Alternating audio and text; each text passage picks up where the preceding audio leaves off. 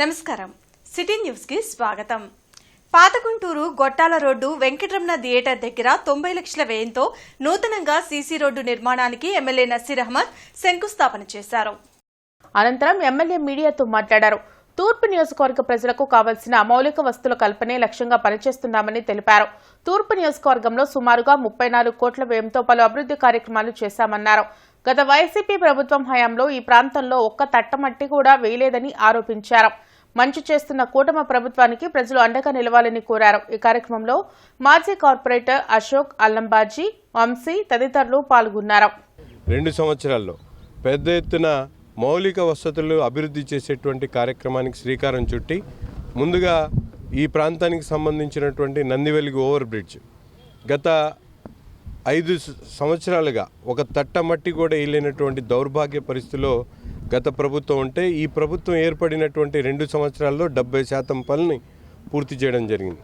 అంతేకాకుండా ఈ ప్రాంతానికి మొండిగేట్ అనేది ఒక శాపంలో ఉన్నటువంటి పరిస్థితులు ఉంటే ఆ మొండిగేట్ వెంటనే దాదాపు ఈరోజు 7 అడుగులు పెంచి అవుట్ఫాల్ డ్రైన్తో పాటు చుట్టుపక్కల ఉన్నటువంటి ప్రాంతాల్లో ముఖ్యంగా జామియా నగర్కి సంబంధించినటువంటి అవుట్ఫాల్ డ్రైన్ కానీ అలాగే ఇప్పుడు ఈ మణి హోటల్ నందివెలుగు బ్రిడ్జ్ దగ్గర నుండి రాజీవ్ గర్గల్ వైపు వెళ్ళేటువంటి అవుట్ఫాల్ డ్రైన్ కానీ ఇవన్నీ కూడా దాదాపు 8 కోట్ల రూపాయలతో శంకుస్థాపన కార్యక్రమాలతో పాటు పనులు వేగవంతంగా జరుగుతూ ఉన్నాయి. ఇంటర్నెట్ చరిత్రలో సంచలనం సిటీ బ్రాడ్బ్యాండ్. ఇప్పుడు ఇంటింటికి ఇంటర్నెట్, సిటీ నుంచి గ్రామం వరకు అదే స్పీడ్. మీరు ఈ రోజే సిటీ బ్రాడ్బ్యాండ్ కుటుంబంలో చేరండి.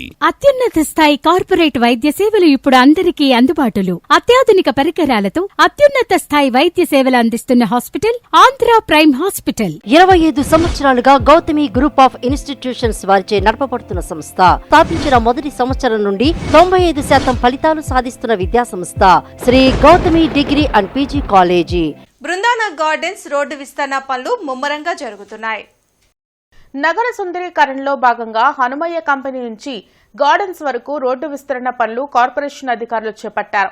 గతంలో ఉన్న 60 అడుగులకు తోడు మరో 20 అడుగులు సేకరించి డ్రైనేజ్తో కలిపి 80 అడుగుల రోడ్డును ఏర్పాటు చేస్తున్నారు. అయితే కొంతమంది గృహ యజమానులు సహకరించకపోవడంతో కొంత జాప్యం జరిగింది.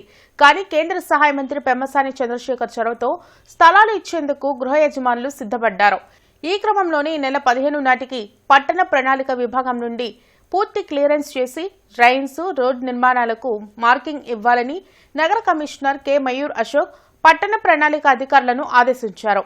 అయితే మార్కెట్ వాల్యూ ప్రకారం కాకుండా రిజిస్ట్రేషన్ వాల్యూ ప్రకారం 4 రెట్లు విలువకు టీడీఆర్ బాండ్లు ఇస్తామన్నారని గృహ యజమాని తెలిపారు.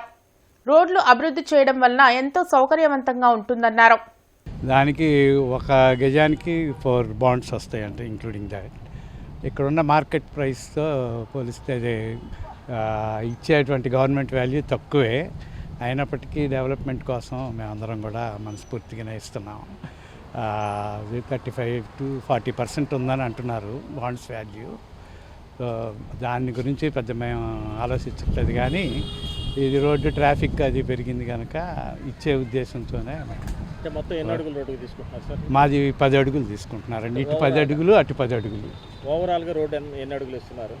ఓవరాల్గా ఇదివరకు 60 feet ఉంది రోడ్డు. ఇప్పుడేమో అటు 10, ఇటు 10తో 80 feet అవుతా ఉంది రోడ్డు. మా సైడ్ నుంచి 10 feet అయితే పోయింది ఆ రోడ్డు. సమస్యల పరిష్కారం కోసం జూనియర్ డాక్టర్లు సమ్మెబాట పట్టారు. ఓపీ సేవలు నిలిపివేసి నిరసన చేపట్టారు. దీంతో రోగులు ఇబ్బందులు పడ్డారు. ప్రభుత్వం తమతో చర్చలు జరిపి వేతన సవరణ లిఖితపూర్వకంగా ఇవ్వాలని జూనియర్ డాక్టర్ల అసోసియేషన్ నేతలు డిమాండ్ చేశారు. అత్యవసర సేవలు మినహాయించి అన్ని సేవలు నిలిపివేస్తున్నట్లు ప్రకటించారు. కర్ణాటక, తెలంగాణ రాష్ట్రంలో 25% వేతన సవరణ జరిగిందన్నారు. 8 నెలలుగా ప్రభుత్వంతో చర్చలు జరుపుతున్నా హామీ ఇవ్వడం లేదని ఆవేదన వ్యక్తం చేశారు. మంత్రి సత్యనారాయణతో చర్చలు సఫలం కాకపోతే సమ్మెను ఉధృతం చేస్తామని అసోసియేషన్ నేతలు హెచ్చరించారు.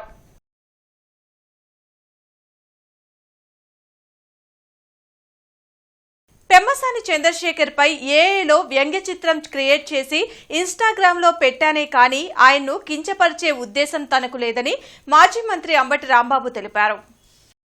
మాజీ ముఖ్యమంత్రి జగన్మోహన్ రెడ్డిపై, ఆయన కుటుంబ సభ్యులపై ఏఐలో వీడియోలు మార్ఫింగ్ చేసి టీడీపీ సోషల్ మీడియాలో పోస్టులు పెడుతున్నారని వైసీపీ నేతలు ఎస్పీ కార్యాలయంలో ఫిర్యాదు చేశారు. ఈ సందర్భంగా అంబటి రాంబాబు మాట్లాడుతూ మాపైన జగన్ పైన టీడీపీ సోషల్ మీడియాలో పలు పోస్టులు పెడుతున్నారని వారిపై చర్యలు తీసుకోవాలని 3 కేసులు పెట్టడం జరిగిందన్నారు. నేను పెట్టిన పోస్టుపై చట్టానికి విరుద్ధంగా 2 కేసులు పెట్టారని చెప్పారు. మా ఇంటిపై దాడి చేసిన వారిపై ఇంతవరకు చర్యలు తీసుకోలేదని అన్నారు. ఈ కార్యక్రమంలో అన్నాబత్తిన శివకుమార్, నూరి ఫాతిమా, నిమ్మకాయల రాజనారాయణ తదితరులు పాల్గొన్నారు.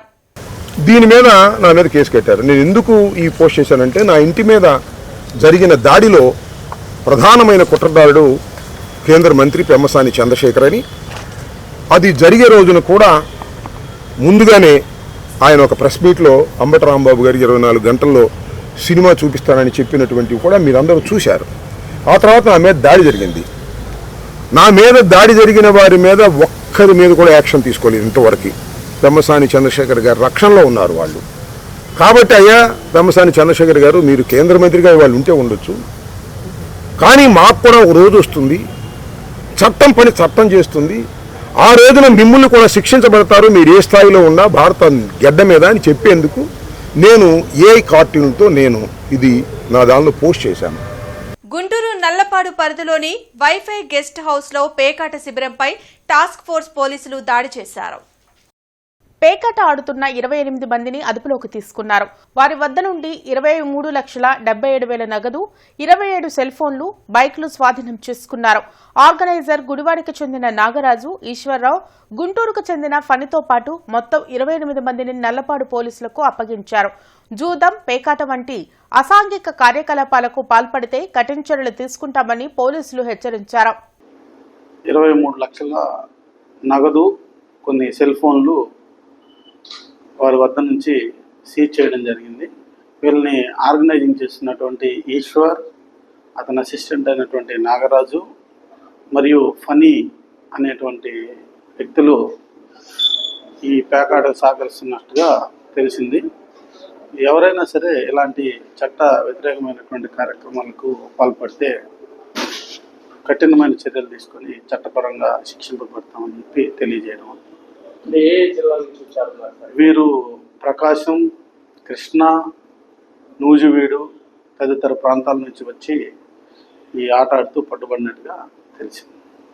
నగర పరిధిలోని రైల్వే శాఖకు చెందిన ఖాళీ స్థలాలు ఎకో పార్కులో 5,000 మొక్కలు నాటేందుకు పౌర సంస్థలు ముందుకు వచ్చాయి. ఖాళీ స్థలాల్లో మొక్కలు నాటి పచ్చదనం పెంచేందుకు అనుమతించాలని కోరుతూ పౌర సంస్థల ప్రతినిధులు డిఆర్ఎం సుదేష్ణ సైన్ను కార్యాలయంలో కలిసి వినతి పత్రం అందజేశారు. చేయిత ఫౌండేషన్ ప్రధాన కార్యదర్శి శ్యామలానగర్ వాకర్స్ అసోసియేషన్ గౌరవ అధ్యక్షులు సామనేని కోటేశ్వరరావు, అధ్యక్షులు రాఘవరావు, Manavata chairman Nagireddy, president Veerareddy, covid fighters వ్యవస్థాపకులు పఠాన్ అల్లాబక్షు, అభినందన ఫౌండేషన్ వ్యవస్థాపకులు నిర్మల్ కుమార్తో కూడిన ప్రతినిధుల బృందం డిఆర్ఎంతో సమావేశమై పచ్చదనం పెంపుపై చర్చించారు. డిఆర్ఎం మాట్లాడుతూ గుంటూరులోని పౌర సంస్థలు నగరంలో పచ్చదనం పెంచేందుకు ముందుకు రావడం అభినందనీయమన్నారు. Okay, now you will get people from where? It will be your people. You are having 1,000 members and all because you know the plantation area. The one where we have done the plantation, you know. So it will be largely from the Shamla Nagar. Eco Park, Nalpad Road. Walking. Yeah. సమాజాన్ని చైతన్యపరిచే కవులు, కళాకారులపై దాడులు చేయడం దారుణమని ఆంధ్రప్రదేశ్ ప్రజానాట్య మండలి జాతీయ కార్యదర్శి గని తెలిపారు. పేదల బాధలు పాలకులకు పట్టవా అని సిపిఐ గుంటూరు నగర కార్యదర్శి ఆకిటి అరుణ్ కుమార్ తెలిపారు.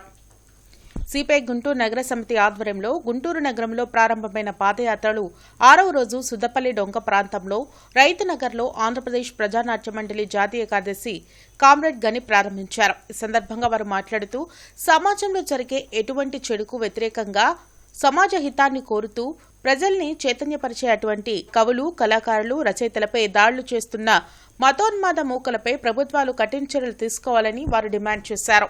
ఈరోజు మనం చూసుకున్నట్లయితే ఇక్కడ వందలాది మంది ఇళ్లు నిర్మించుకొని వేలాది మంది జీవనం కొనసాగిస్తా ఉన్నారు. కానీ ఇక్కడ అనేక సమస్యలతో వాళ్ళు కాపురం చేస్తా ఉన్నారు. కనీసం త్రాగడానికి మంచినీరు లేకుండా, అదేవిధంగా సైడ్ కాలువలు లేకుండా, రోడ్లు లేకుండా వారు జీవనం కొనసాగిస్తా ఉన్నారు. వర్షాకాలం వల్ల విపరీతమైనటువంటి మురుగునీరు చేరి దోమకాడి వల్ల విషజ్వరాలు పాలవుతా ఉన్నారు. వీరందరూ కూడా ఈ గుంటూరు నగరపాలక సంస్థ ప్రజలోకి రారా అని చెప్పి సిపిఐ అడుగుతా ఉన్నాం. ఇంటర్నెట్ చరిత్రలో సంచలనం సిటీ బ్రాడ్బ్యాండ్. ఇప్పుడు ఇంటింటికి ఇంటర్నెట్, సిటీ నుంచి గ్రామం వరకు అదే స్పీడ్. మీరు ఈ రోజే సిటీ బ్రాడ్బ్యాండ్ కుటుంబంలో చేరండి. అత్యున్నత స్థాయి కార్పొరేట్ వైద్య సేవలు ఇప్పుడు అందరికీ అందుబాటులో. అత్యాధునిక పరికరాలతో అత్యున్నత స్థాయి వైద్య సేవలు అందిస్తున్న హాస్పిటల్ ఆంధ్ర ప్రైమ్ హాస్పిటల్. 25 సంవత్సరాలుగా గౌతమి గ్రూప్ ఆఫ్ ఇన్స్టిట్యూషన్స్ వారిచే నడపబడుతున్న సంస్థ. స్థాపించిన మొదటి సంవత్సరం నుండి 95% ఫలితాలు సాధిస్తున్న విద్యా సంస్థ Sri Gautami degree and PG college. గుంటూరులోని శ్రీ వెంకటేశ్వర విజ్ఞాన మందిరంలో ఈ నెల 14వ తేదీ నుండి 23వ తేదీ వరకు ఒలింపియన్ సర్కస్ నిర్వహిస్తున్నట్లు నిర్వాహకులు గాంధీ జార్జి తెలిపారు. విజ్ఞాన మందిరంలో ఏర్పాటు చేసిన మీడియా సమావేశంలో గాంధీ జార్జ్ మాట్లాడుతూ సోమవారం నుండి శుక్రవారం వరకు 2 ప్రదర్శనలు, శని ఆది సెలవు దినాల్లో 3 ప్రదర్శనలు జరుగుతాయన్నారు. టికెట్ ధర 200 నుండి 500 వరకు ఉంటుందని తెలిపారు. ఆన్లైన్ బుక్ మై షోలో కోడా టికెట్స్ బుక్ చేసుకోవచ్చని చెప్పారు. మొట్టమొదటిసారిగా ఆంధ్రప్రదేశ్లో గుంటూరు వచ్చి మన వెంకటేశ్వర విద్యాలయంలో క్లిక్ చేస్తారు. 13వ తారీఖు నుంచి 18వ తారీఖు దాకా గుంటూరులో చేస్తారు. వీళ్ళు చేసే దీనికి పిల్లలు బాగా అట్రాక్ట్ అవుతారు. పిల్లలే కాదండి, పెద్దలు కూడా బాగా అట్రాక్ట్ అవుతారు. ఎందుకంటే మన ఇద్దరికి చూసింది ఇది సినిమాలు కలిసి చెప్తాను ఏదైనా చెప్తానంటే బట్ కానీ స్క్రీన్ చూస్తాను. 2 గంటల పాటు ఎంతో వినోదం పనిచేయకుండా కార్యక్రమాన్ని మీరందరూ మీ పిల్ల పాపతో చూసి ఆనందించి ఈ నిర్వాహకుల్ని మీరు ఆశీర్వదించవలసిందిగా మీకు వచ్చింది. ఈ వార్తలు ఇంతటితో సమాప్తం. నమస్కారం.